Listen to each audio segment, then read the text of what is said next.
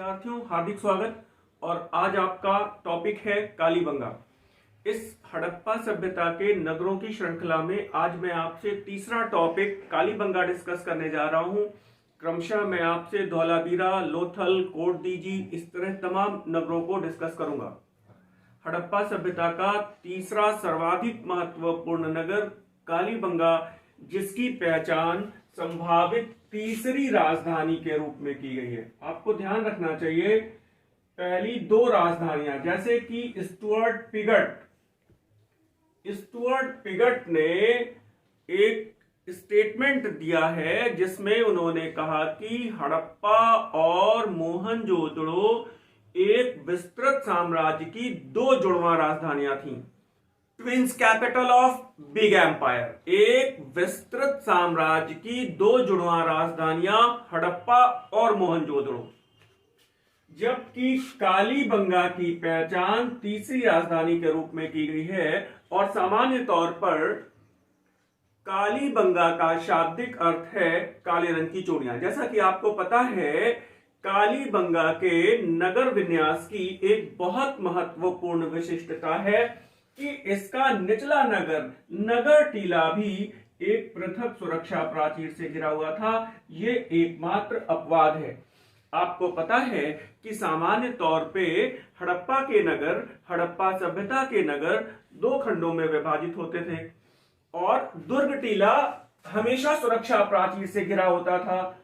निचला नगर टीला कभी भी सुरक्षा प्राचीर से घिरा नहीं होता था। लेकिन ये कालीबंगा की विशिष्टता है। ये प्रश्न कई बार पूछा जा चुका है कि जहां पर नगर टीले को घेरने के प्रमाण मिले हैं वो नगर कौन सा है, तो वो नगर है कालीबंगा। ये बात आपको विशेष तौर पे याद रखनी चाहिए। इंपॉर्टेंट प्रश्न और कि कालीबंगा की खोज किसने की? कालीबंगा के खोजकर्ता हैं अमलानंद घोष 1951 में। कालीबंगा के उत्खननकर्ता कौन है? तो आपको याद रखना चाहिए ब्रजवासी लाल और बीके थापर। ब्रजवासी लाल, बीबी लाल और बीके थापर 1961-69 इस कालीबंगा का उत्खनन हुआ। खोजकर्ता अलग और उत्खननकर्ता अलग, ये आपको याद रखना होगा। और अगर हम कालीबंगा के भवनों की बात करें तो यहां पर एक विशेष बात यह है कि कालीबंगा के भवनों के निर्माण में धूप में सुखाई गई कच्ची ईंटों का प्रयोग हुआ है। कालीबंगा के मकान धूप में सुखाई गई कच्ची ईंटों के बने हैं, जबकि कालीबंगा एकमात्र शहर है जहां पे कुछ सड़कों को पक्का किए जाने के साक्ष्य मिले हैं। आपको ये विशेष तौर पे याद रखना चाहिए कि हड़प्पा सभ्यता के सभी नगर, उनके भवन पक्की ईंटों के हैं, सड़कें कच्ची हैं। हड़प्पा सभ्यता के सभी नगरों के भवन विशेष तौर पे पक्की ईंटों के हैं, सड़कें कच्ची हैं। लेकिन कालीबंगा इसका अपवाद है। कालीबंगा के भवनों के निर्माण में धूप में सुखाई गई कच्ची ईंटों का प्रयोग हुआ है और एकमात्र सड़कों को पक्का करने का प्रमाण कालीबंगा में मिलता है। ईंटों के संदर्भ में आपसे एक प्रश्न और पूछा गया है कि ये बताइए अलंकृत ईंटें कहां पे प्रयुक्त हुई हैं? तो अलंकृत ईंटों का फर्श कालीबंगा में है। या फिर ये प्रश्न ऐसे भी पूछा जा सकता है कि टाइल्स के प्रयोग के साक्ष्य कहां मिले हैं? वो टाइल्स नहीं है, लेकिन टाइल्स की संकल्पना ये होती है कि अगर किसी एक क्रम में टाइल्स को जोड़ा जाए तो एक डिजाइन बनता है। तो ओवरऑल कालीबंगा से हमें अलंकृत ईंटों का फर्श मिला है। यह प्रश्न ऐसा भी पूछा गया है कि वृत्ताकार डिजाइन का फर्श कहां से मिला है। यह प्रश्न ऐसे भी पूछा गया है इंटरसेक्टिंग सर्कल्स वाला फर्श कहां से मिला है।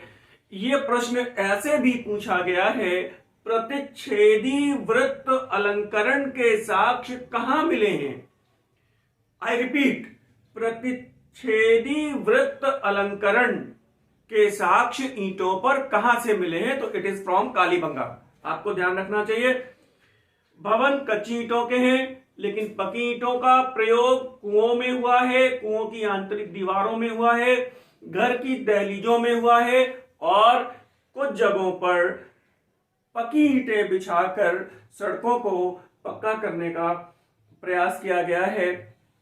कालीबंगा के भवनों की एक और विशिष्ट बात है, ये केवल कालीबंगा में परिलक्षित होती है।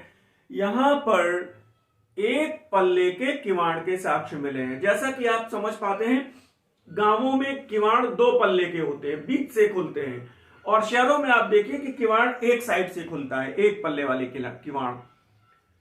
एक पल्ले वाले किवाड़ों का साक्ष्य केवल और केवल कालीबंगा से है, और कहीं से ऐसा साक्ष्य दृष्टिगत नहीं होता। इसके साथ ही साथ कालीबंगा के भवनों में जल निकास के लिए लकड़ी को खोखला बनाकर नालियों के प्रयोग के साक्ष्य मिले हैं। लकड़ी को खोखला बनाकर, लकड़ी को कुरेद कर, या लकड़ी की नालियां कह सकते हैं। खोखली लकड़ी की नालियां कहां से मिली हैं? खोखली लकड़ी की नालियां कहां से मिली हैं? तो ये कालीबंगा से है। यद्यपि कि पकी मिट्टी के पाइप वाली नालियां कहां से मिलती हैं? तो इसके लिए आपको चहुंदड़ों को टिक करना पड़ेगा। लकड़ी की नालियां कालीबंगा, और पकी मिट्टी के पाइप वाली नालियां ये चंदड़ों से है। कालीबंगा की और लोथल की एक कॉमन विशिष्टता है युगल समाधियां।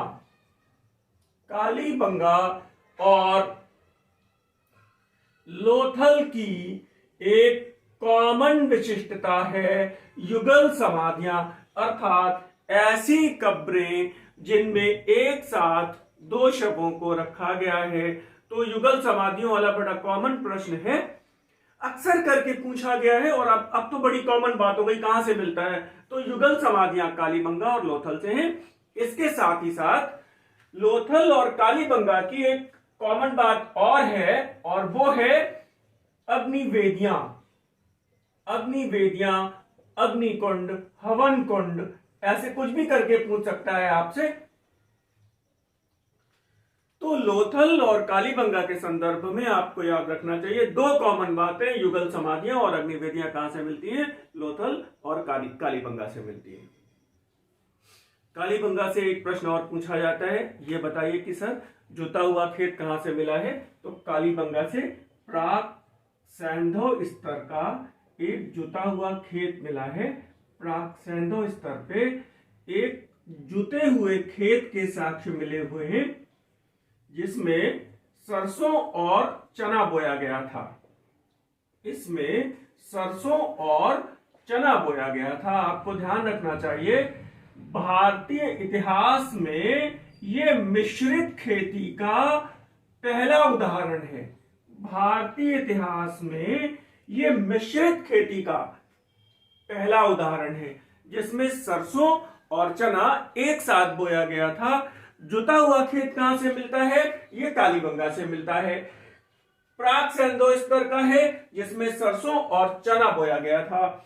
कृषि के संदर्भ में हमेशा आपसे एक प्रश्न पूछा जाता है, यह बताइए कि कृषि का प्राचीनतम साक्ष्य कहां से मिलता है? आज वर्तमान संदर्भों में इस प्रश्न का उत्तर मेहरगढ़ के बजाय अब आपको लहुरा देवा देना चाहिए। संत कबीर नगर में स्थित लहुरा देवा, जहां से हमारे पास 8500 ईसा पूर्व के आसपास चावल की खेती किए जाने का प्रमाण मिलता है। अभी तक हम मेहरगढ़ को मानते थे, लेकिन अब लहुरा देवा को आपको टिक करना होगा। मेहरगढ़ से हमें लगभग 7500 ईसा पूर्व के आसपास गेहूं, जौ और कपास की खेती किए जाने के साक्ष्य मिलते हैं। और हड़प्पा सभ्यता में जुता हुआ खेत कहां से मिलता है? तो इट इज फ्रॉम कालीबंगा। इसी से जुड़ा हुआ अगर मैं आपसे एक क्वेश्चन और डिस्कस करूं, तो बड़ावली से हमारे पास एक मिट्टी के हल का नमूना मिला है। एक मिट्टी का हल, खिलौना हल कह सकते हैं, मिला है, जो आधुनिक हल के प्रतिरूप से काफी समानता रखता है। मिट्टी का हल कहां से मिला है? बड़ावली से मिला है। जुता हुआ खेत कहां से मिला है? कालीबंगा से मिला है। सरसों और चने की खेती के साक्ष्य कहां से मिले हैं? कालीबंगा से मिले हैं। मटर और तिल की खेती के साक्ष्य कहां से मिले हैं? हड़प्पा से मिले हैं। चावल के दाने कहां से मिले हैं? लोथल से मिले हैं। धान की भूसी कहां से मिली है? रंगपुर से मिली है। ये सारी सूचनाएं आप नोट करिए, यहां से लगातार प्रश्न आए हैं, ये प्रश्न कभी गलत नहीं होने चाहिए। कुछ छोटी छोटी इंफॉर्मेशन मैं आपसे और जल्दी से डिस्कस कर देता हूं।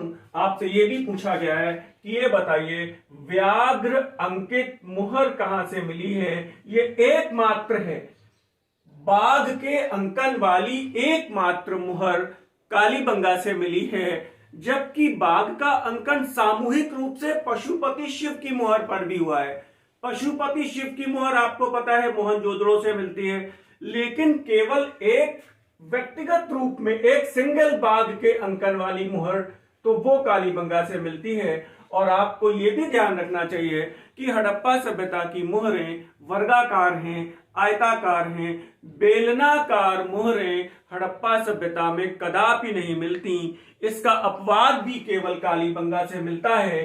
सिंधु सभ्यता की एकमात्र बेलनाकार मुहर, सिंधु सभ्यता की एकमात्र बेलनाकार मुहर वो कालीबंगा से मिलती है।